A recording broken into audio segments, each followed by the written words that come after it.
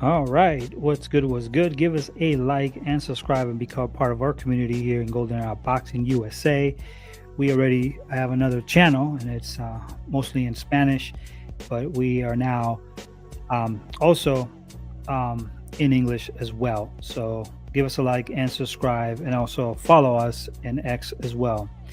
All right, so let's talk a little boxing because today was a great night for boxing. I had a lot of fun watching a lot of these fights.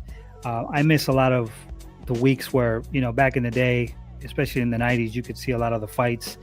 And, in today's generation, especially with the type of boxers who avoid each other and all that garbage, you don't really see too many good fights. But in these past few years, it's been more exciting. So that's a good thing.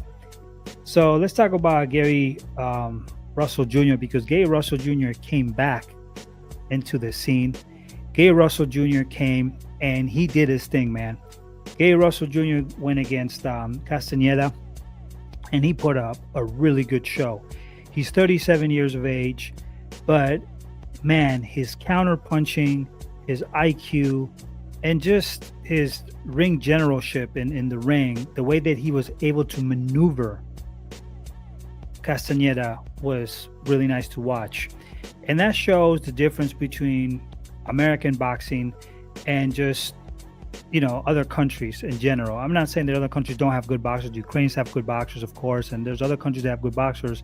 The United States, we have really good technical fighters. And he was literally carrying Castaneda for most of the fight. He was sometimes trying to fight like Shakur Stevenson. He was blocking a lot of the punches, and then he was counter punching, and then he was just landing some beautiful shots as well.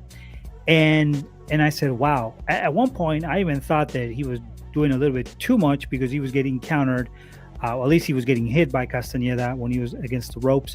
But he was able to time Castaneda, just throw good shots. He put him down a few times, and he was just carrying Castaneda all the way down. And he obviously beat Castaneda, in the last round. It was a TKO, but he was literally playing with him the entire round. But, credit to Castaneda. He did what he could with his style.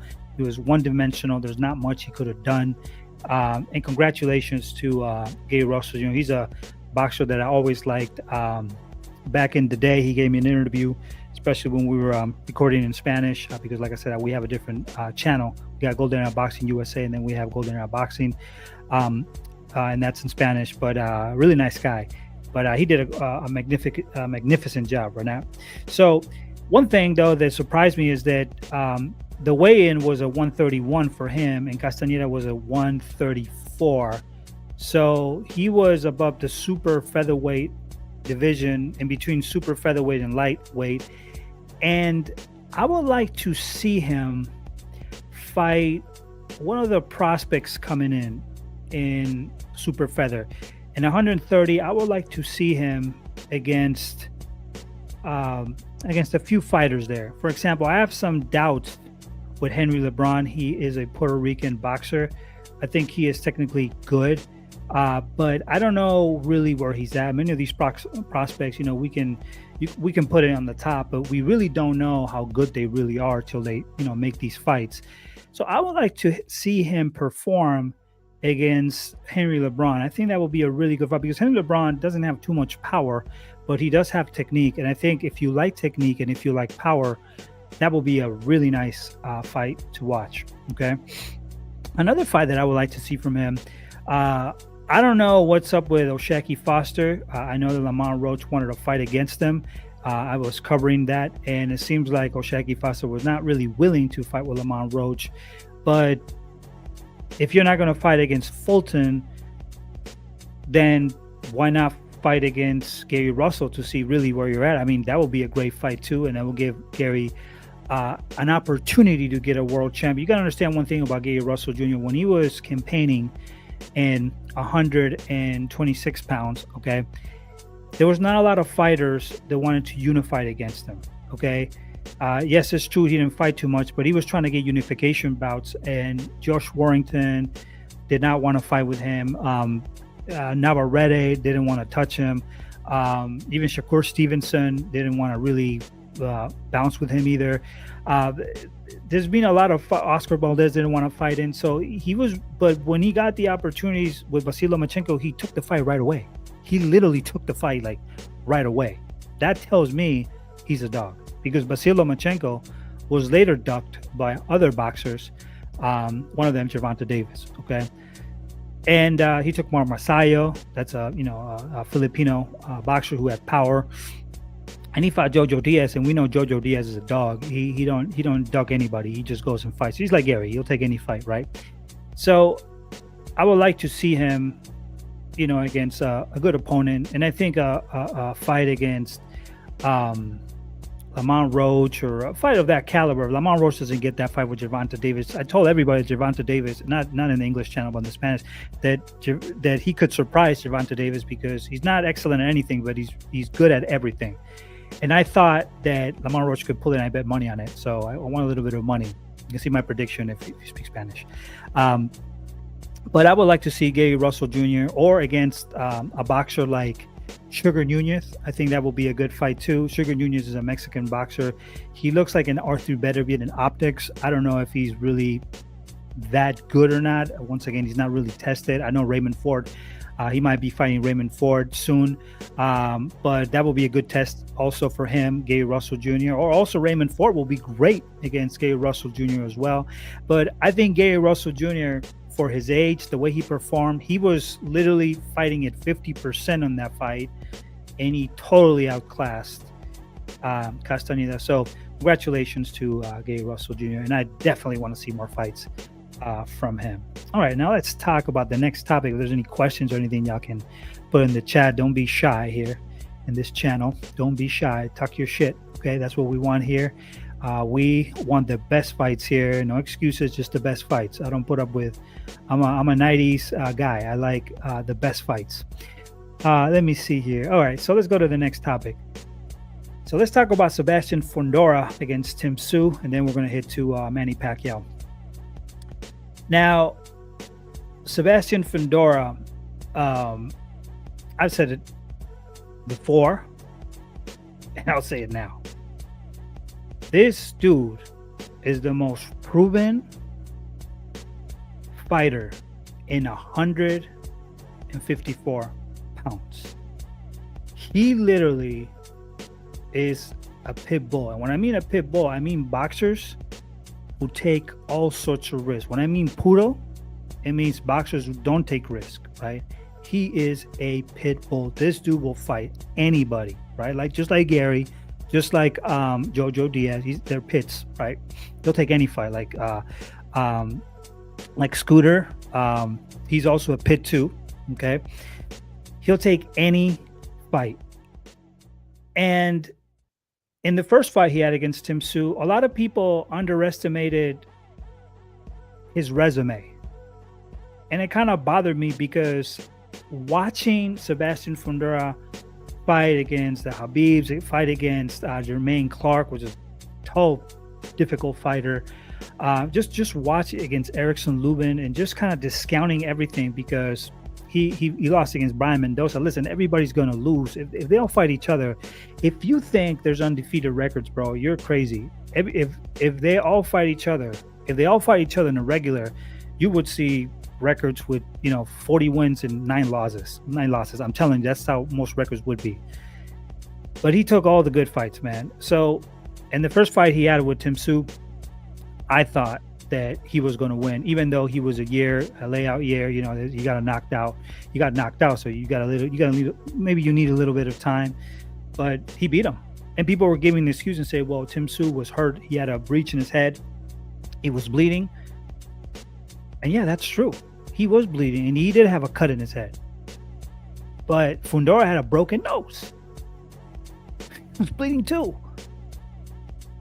Not only was he bleeding, he didn't fight for a year. Or at least for a year. And he was able to beat Tim Tszyu, who was supposedly to be the boogeyman. Now, we know what happened with Murtasaliev, with the Russian guy. He literally destroyed Tim Tszyu after that. But if you want to be honest, the downfall of Tim Tszyu was not necessarily with the Russian. It was actually because he lost against Sebastian Fundora. It was from there that he started looking mediocre. And I said another thing. I think Tim Tszyu, he's not a bad boxer. I mean, he's a gatekeeper in my opinion. But I think that they overrated this guy a little bit too much.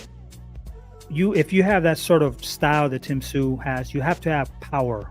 Power is very important. It's like Sander Sayas, and I'll speak about him in a second, but you have to have some sort of power to hurt your opponents.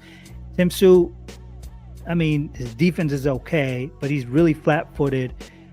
It's not what people meant. He's not what people thought he was. So Sebastian Fundora just proved that. He literally stopped him. Tim Tszyu did not know how to take away that jab. He countered Fundora. Fundora has to work a little bit on his defense. But other than that, he was terrified. Tim Tszyu was terrified. Why? Because once you Sebastian Fundora is one of those towers. Hamza Shiraz is a tower. Divino Espinoza is another tower. That Mexican fighter who's a champion in the WBO trying to beat Robeisy Ramirez is another tower.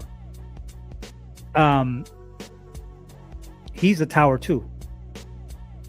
Daniel Lepin, the Ukrainian boxer that fought today, he's another tower. He actually is more skillful than I think the three of them, that all the four of them, because of his movement and everything else. But Sebastian Fundora, he likes to brawl. And Tim Tszyu, when he was getting out jabbed and out punched, I think he was a little bit hesitant in going inside and trying to brawl, because once Sebastian Fundora gets you in the inside, man, and starts landing those uppercuts, it's literally game over. Once he starts throwing those uppercuts, it's game over. And that's exactly what happened. He landed those uppercuts, and Tim Tszyu looked paralyzed. He was just paralyzed. And what happened? I think it lasted like 7 rounds, maybe 6 rounds. But look at his face before that. He looked like a truck had hit him. When Erickson Lubin fought Fundora, it looked like a truck had hit him. Same thing. He looked like he was finished. And ladies and gentlemen, Sebastian Fundora is the boogeyman. Yes, he is the boogeyman in 154 pounds. He has the best record in 154 pounds. I mean, fighting 154 pounders, not boxers who were in 147. I mean, 154 pounds, he has the best record, no question, no doubt. He's the most dangerous one. Now, is he the best? I don't know. There can only be an undisputed champion. That's who's going to tell us who the best is. Now, people are telling me and saying, well, Jimmy, they say, you don't believe that he's going to beat Barrios Ortiz. Yeah, I believe he can beat the shit out of Barrios Ortiz. Barrios Ortiz, you got to understand one thing, especially if you've been in boxing before. He is fast. He does have power. He's explosive. But, he gets hit, right? But the problem is that when you're facing a tower, one of these sort of Sebastian Fundora types, your timing changes, because normally your timing, you can throw your shot and do whatever, you throw your shot, but your timing is literally in your head, not too, it's above your head, so you can time, you can hit the ball, double end bag. But when you are facing a guy who is a tower, your timing changes, because now it's kind of like you have to look up, and your range changes, you have to cut the ring. And the worst part about it is, because if you're defending, that guy can actually see what you're doing, and you have to look up in order to counter him, or you have to have awareness, ring awareness, and that's tough with a fighter like that, right? So Barrios Ortiz, in my opinion, if he fought Fundora, he would have a lot of trouble. Why? Because Sebastian Fundora is taller, he can use the jab, he can box if he needs to, and he can hurt you. I think Sebastian Fundora, most likely, I mean, it's boxing, anything can happen, and Barrios Ortiz could win. He could be Sebastian Fundora. And I mean, we saw Surase beat Jaime Munguia, right? I don't think Jaime Munguia was that good anyway, but Sebastian Fundora would probably KO Barrios Ortiz. Another fighter, everybody's talking about Rasak Murtasaliev, right? Now, if you're part of X, if you follow us in X, which you should, I'm trying to promote the best fights, because the best fights are not the most commercial ones. No, they're not the most commercial ones. The best fights are the ones that people don't know. Only boxing fans know. See, that's the little secrets of boxing, right? Those are the best fights, right? But I'm trying to. A lot of people are rating Murtasaliev as the boogeyman of the division. But if you're honest with yourself, he fought Tim Tszyu, and that's the reason he destroyed Tim Tszyu, and that's the reason why people think that, which is fine. You can think that way. But who beat Tim Tszyu before? People don't ask that question. They think he got washed after the fight that he had with Murtasaliev. But it was really in the fight with Fundora, the first fight, where he started it's like he lost confidence, okay? But I'm not too sure about Murtasaliev, because apparently he's trying to fight Josh Kelly. And Murtasaliev, I interviewed him like 3 or 4 years ago. And during that time, he was actually ranked pretty high in 154 pounds. And he hasn't really fought anybody, none of the hard prospects. He hasn't fought Jesus Ramos. He hasn't fought any like Erickson Lubins, and he hasn't fought the quality of opposition that would complicate your day. So I don't know where this guy is really at. And Erickson Lubin literally replied and said, "Hey, you know what? Why are you trying to fight against Josh Kelly? You should be fighting me. I am your mandatory."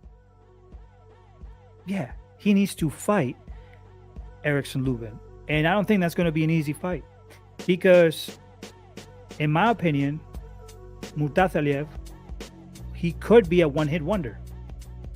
I mean, Brian Mendoza destroyed, right? According to the logic of many casuals, right? He destroyed Sebastian Fundora. Styles make fights. It happens. But after that, he kind of went down. So Murtasaliev also destroyed Tim Tszyu, right? And by the way, Fundora was way more tested than Tim Tszyu. Much better fighter too. But Brian Mendoza no longer exists. People are not really talking about him, and he's from New Mexico, so 505. But on the other hand, we got Murtasaliev. So I don't really know if he's a one-hit wonder, or if people are just elevating him because he's just Russian and all this stuff. I don't know. Okay, but I do know one thing: Erickson Lubin is mandatory, and looking for Josh Kelly is some pussy shit. Because one thing I want all fighters to do is to take the hardest challenges. When you start picking certain groups of fighters, like a lot of people choose, between Mexicans, they'll pick Mexicans, or and they're not picking really American fighters, or you'll have like certain people pick, I want to pick a British fighter. Like, that's kind of suspicious, because there's some good American fighters there. Why fight them? There's other fighters too, not from America, but they're dangerous, right? Why not take those fights? Josh Kelly's not one of them. So you should be focusing on fighting Erickson. Now, if he does that to Erickson Lubin, then that really tells me, okay, this guy is not a one-hit wonder. This guy is dangerous. So I would like to see that fight. But me personally, if Murtasaliev fought Fundora, I think Fundora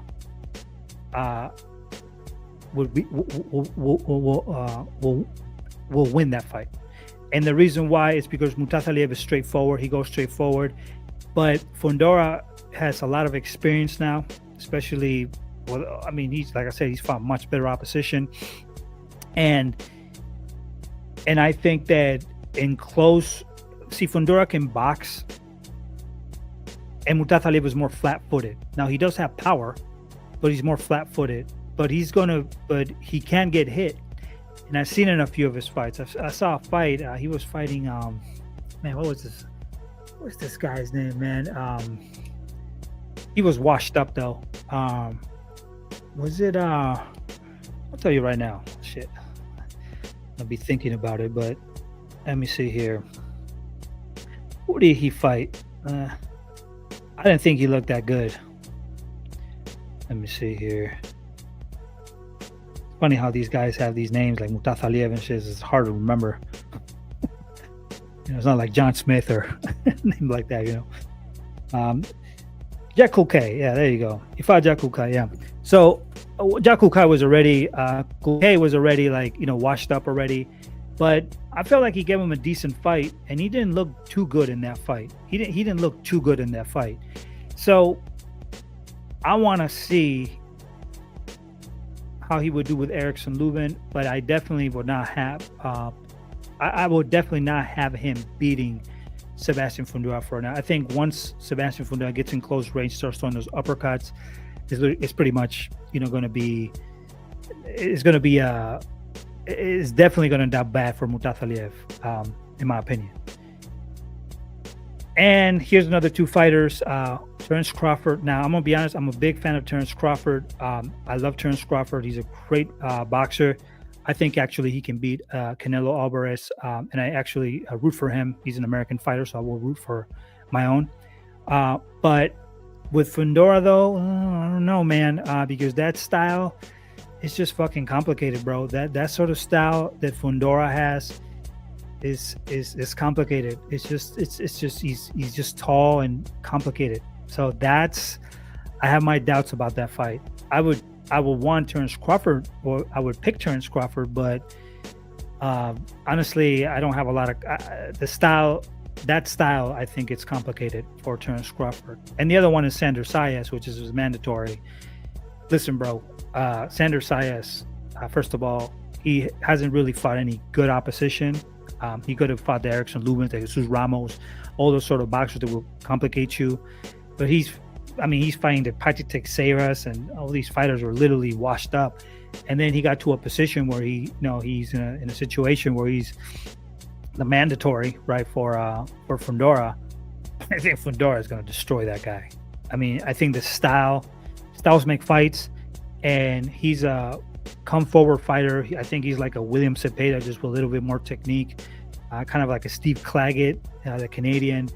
He's a come forward fighter, but you need to have power, specifically when you're brawling with Fundora. And I think when Fundora starts getting in that clinching and uppercut mode, that dude is going to end up back in the island. So not a good thing. So I haven't beat him. So that was my 2 cents with Sebastian Fundora. I think he is the boogeyman of the division. Is he the best? I don't know. He has to. I never say that's something you won't hear me say. I never say a boxer is the best. I don't give a fuck if they have one belt or the other one has 3 belts. You have to unify to find out. You have to unify. That's the only way you're going to know. And then become undisputed. If you become undisputed, then we all know who the best is. But other than that, speculation is never good. Because you could be wrong. You never know.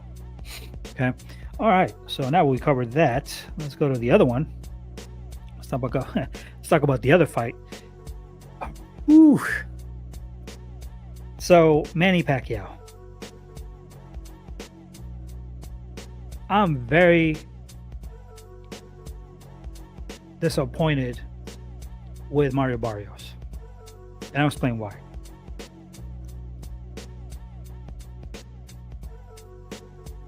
I feel that boxing is dying, and it has not necessarily because fighters don't want to make the best fights. At the end of the day, they have to sign the contract. It's their decision. No manager or promoter can force them to do that. That's a myth. Don't believe that. They hide behind their managers, their promoters, but they have to sign fights. But that's not necessarily one of the reasons why. It's not the only reason why a lot of the boxing is going down. Okay, it also has to do because fighters are not really fighting as much.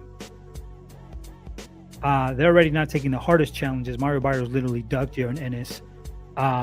It doesn't seem like he wanted to fight Brian Norman Jr. I know it was a situation between Brian Norman. I know both ducked Jaron Ennis. So that's bad. But it was just like watching Daniel Dubois versus Alexander Usyk. Where is your dog? Where is your dog?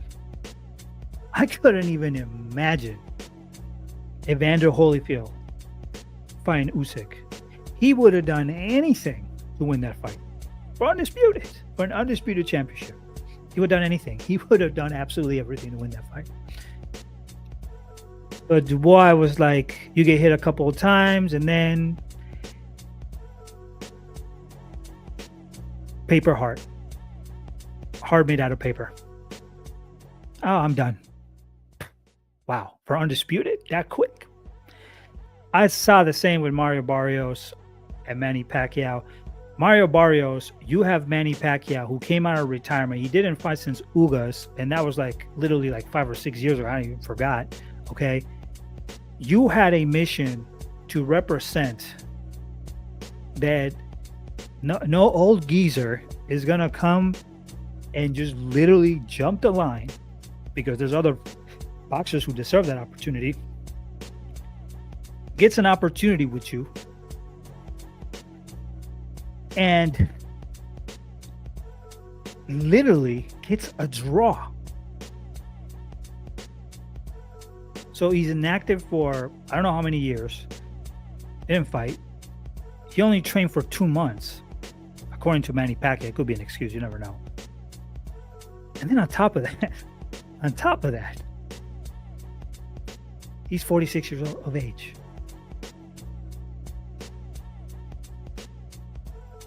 Mario Barrios was never landing that second hand. Like, he rarely was throwing that second hand. What are you doing, bro? What are you doing? You're fighting all geezer. Jake Paul. I mean, it's not Jake Paul versus Mike Tyson. I mean, but God's sake, how do you let Manny Pacquiao get a draw against you? And then is when I started to think, you know what? The quality of boxers of today's generation, they don't have too much heart. They don't have pride. And it seems like they don't have the skills. Now, we know that, you know, that's like big between Latinos trying to eradicate the clinch and saying things like running. People don't understand boxing, man. There's just some fighters who don't have the power, who have to clinch, and they have to box. It's just how it is. You know, it is a tough sport. You know, you can brawl all you want, but you're not going to last too long in boxing. And I've seen it. It's not a nice thing when you see it. So you're already trying to eliminate all these tools, and then you see these fighters, and they're just like, it's almost like he was paid off. I'm not saying he was paid off, but it's just, I don't know. There was no sense of urgency. There was just like, I'm not going to let you, a 46-year-old, beat me. And on top of that, you tie with an old man. I can't respect that. And you're representing the United States. That's even worse. So Manny Pacquiao did his thing. He went there. He thought that Mario Barrios probably was one of the easiest champions. I think that's the reason why he decided to go for Mario Barrios. But the real reason why I think Pacquiao really went against Mario Barrios is because that's not only it was an easier way to get a championship, as it was proven after this fight, because he got a draw. But also because I think that since Turkey came into the game, he's seen that Turkey could sponsor him to get a really good fight. And apparently there's rumors that he wants to fight Floyd Mayweather Jr. I want to see Manny Pacquiao against Floyd Mayweather Jr. too. Man, I don't want to see that shit. It's fucking crazy. I want to see that, man. I don't want to see that. But I think another reason why is because there's two fighters in that division that I think Pacquiao believes they're sweet and he can make a lot of money. And one is Ryan Garcia, because Ryan Garcia, unlike boxers like David Benavidez or Gary Antoine Russell, who have to literally fight everybody to get some sort of attention, I mean, he is kind of a white guy, and automatically that kind of like, Payday, payday, payday. You get those pay-per-views. I'm saying that with all honesty, okay? Because there is some racism in boxing, and you have to admit that.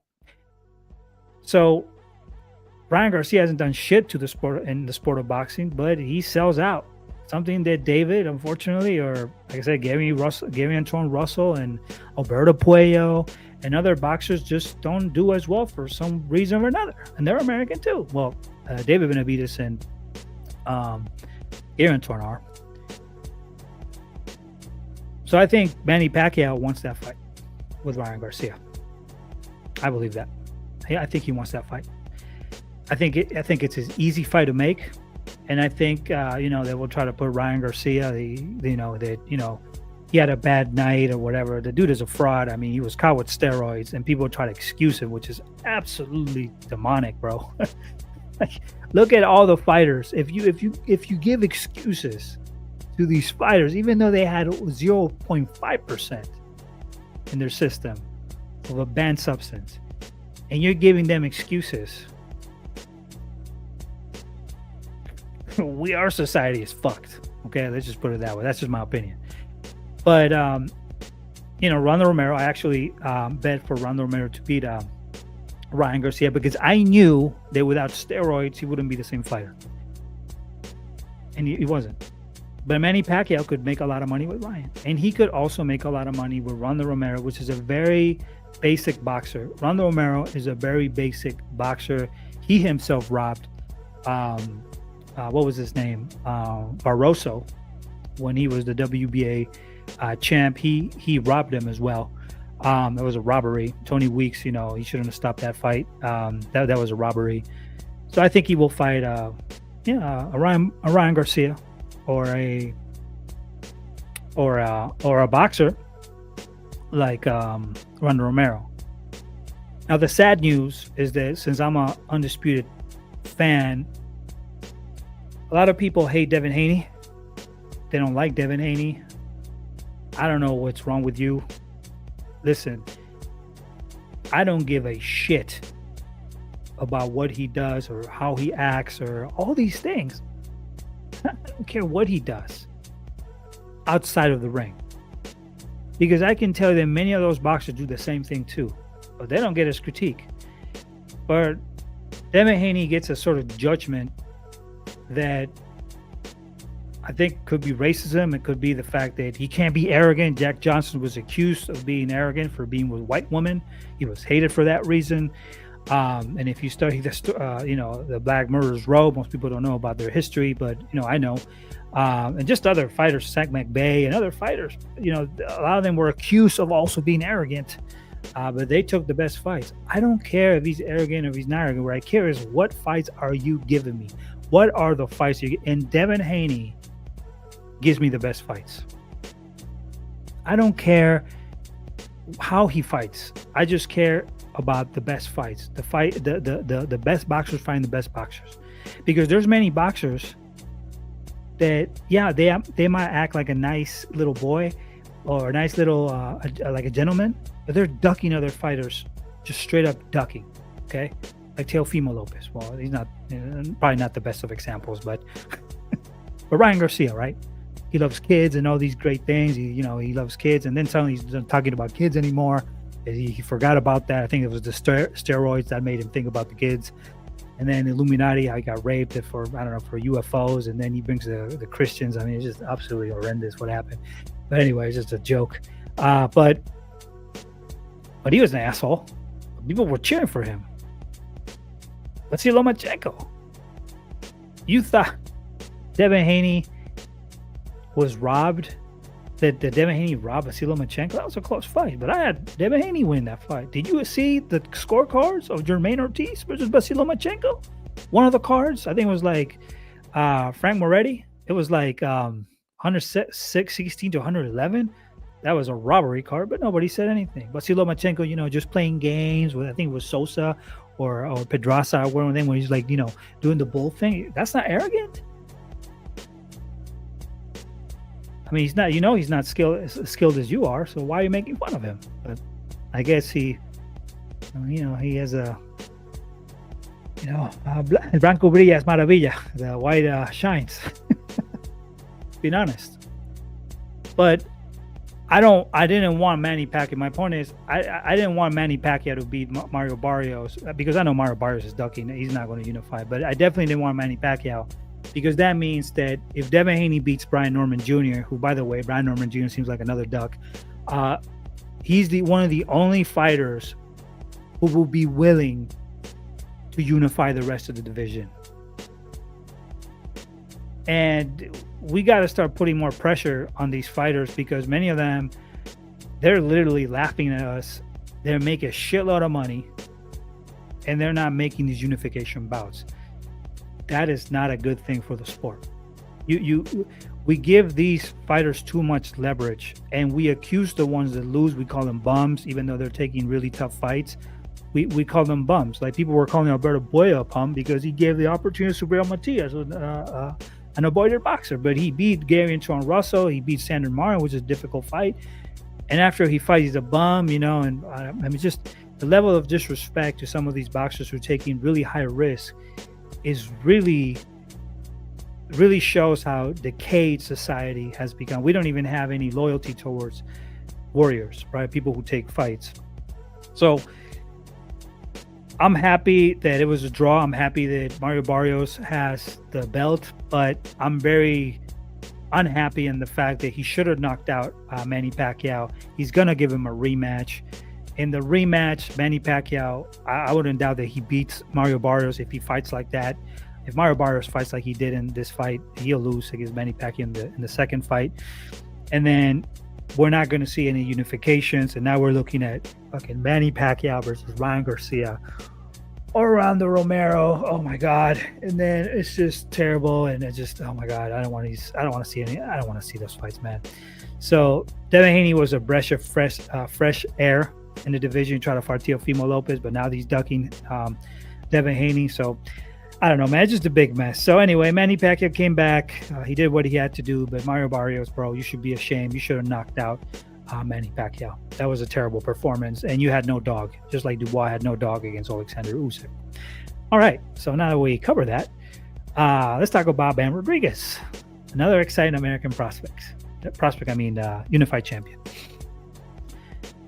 Bam Rodriguez, the flyweight division and just the lower weight classes have really not been too exciting. And the reason why is because even when Ayayune was in 115 pounds, there was really no unification. He wasn't fighting like Gallo Estrada and all these different fighters, which that's one of the reasons why I never liked Ayayune till he fought Stephon Fulton. Then I started changing my mind and he became undisputed. And from there we moved forward and I was like, this guy is actually really good. But before that, I didn't like how nobody was unifying and taking these challenges. And Bam Rodriguez came representing the flag and took the hardest challenges, took the hardest fighters, and he's beat every single one of them. Cafu came with a really good strategy. The South African came with a really good strategy. He was behind the ropes. He was moving his head. He was not allowing himself to be countered. And he was being smart. You know what's scary about that? A lot of the Latinos in different Latino countries, they need to start stepping up their boxing game because like what I saw from Cafu and his style of boxing, it was really reminiscent of a lot of our boxing here in the United States. They're getting really good in Africa. Just the steps, the way that he was moving, his angles, the way that he was defending, they're stepping up fast. I think that in 5 or 6 years, I don't know what countries practice boxing in Africa, but I've seen some videos how they train, and they look like they're going to be a problem in the future.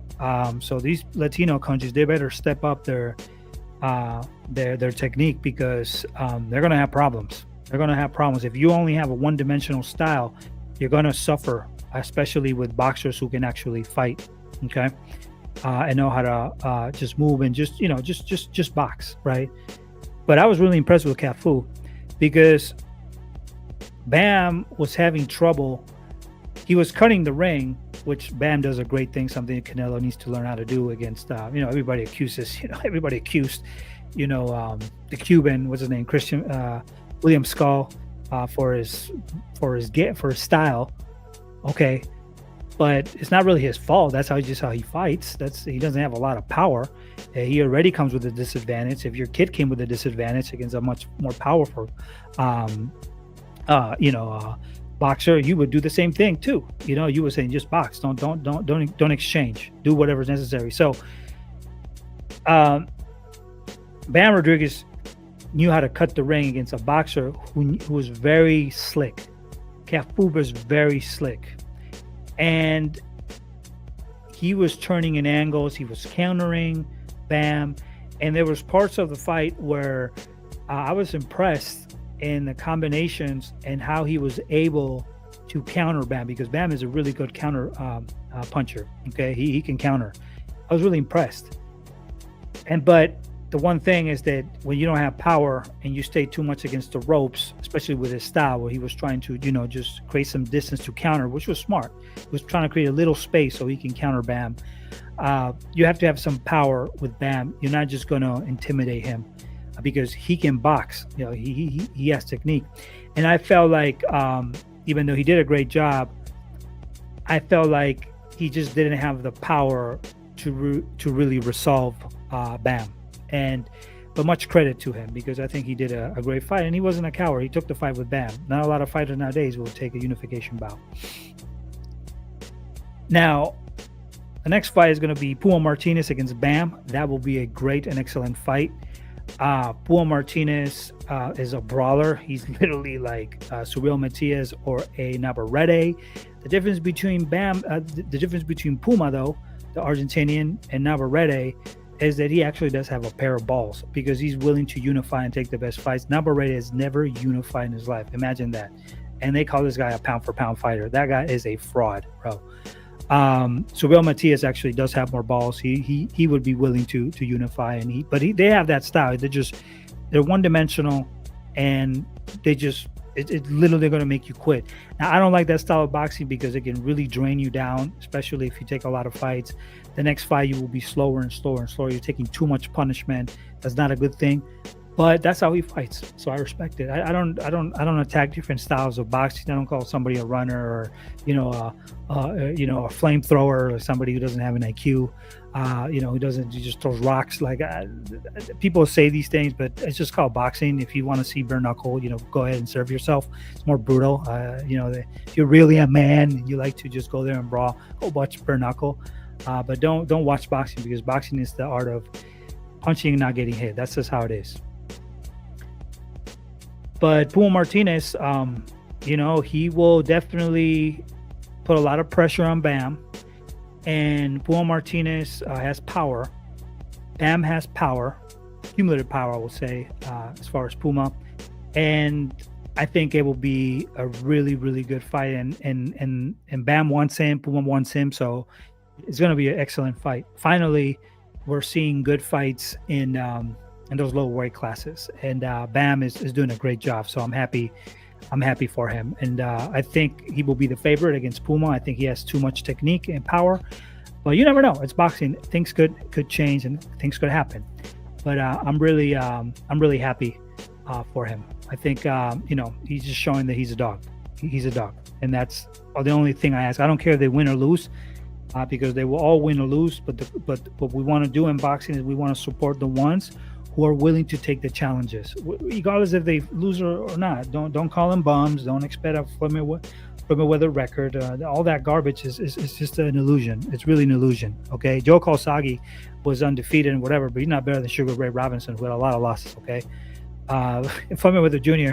had an undefeated record. Okay, but he's not better than Henry Armstrong. Okay, as far as record, he's not. Okay, that's a delusion. That's delusional. Okay, that's delusional. He was not better than the Black Murderers Row. He's not better than Holman Williams. He's not better than Coco Kid. He was not better than any of those fighters. Okay, he was not better than George Benton, who had a great defense. I mean, he was the shoulder roll master. I mean, he was the one that had the shoulder roll. One of the first fighters to ever have a magnificent fighter, middleweight fighter. James Toney, was a great fighter too. So For some reason or other, they want these fighters to be undefeated. If they lose their record, they're already terrible. Oh my God, it's the end of your career. But we have to change that as boxing fans, because otherwise, these fighters don't want to take risks. They don't want to lose their undefeated records. And fights are about styles. You have to, in the end of the day, you have to fight all the styles. Okay, whether you want it or not, you like that style or not, you have to come prepared to fight that style. And I feel like we also lost the art of preparing for fights. Like, you have to fight a certain way. Many of the trainers are just go and brawl or whatever. They don't give no strategy, nothing. So that's the sport of boxing. But right now, I'm happy that Gary Russell Jr. did a great job. So congratulations to him. I would like to see him in a better fight. He was avoided at his time. Nobody gave him credit, but he's a dog. Bam did his thing, and I'm really proud of him as well. He's doing a great job. He's doing a great job, and he's putting the flag up just like Gary. So they're doing great. So y'all keep doing that. And Barrios, bro, if you're gonna fight Manny Pacquiao in the second time, knock him out, bro. Knock him out, because that looks like shit. And then Fundora, man, another U.S. fighter, putting the terror. So we're doing good. So little by little, everybody should go with their nationality, and I go with mine, and I'm proud of it. So that's how it is. All right, well, thank you for being here with us, and just follow us on X, and also we have a Spanish channel too, is Golden Era Boxing. This is Golden Era Boxing USA, our channel here in the United States, and let's keep it boxing, bro. All right, to the next one, and I'll probably do another live tomorrow, explain a few other fights that I would like to see. All right, to the next video, and peace out.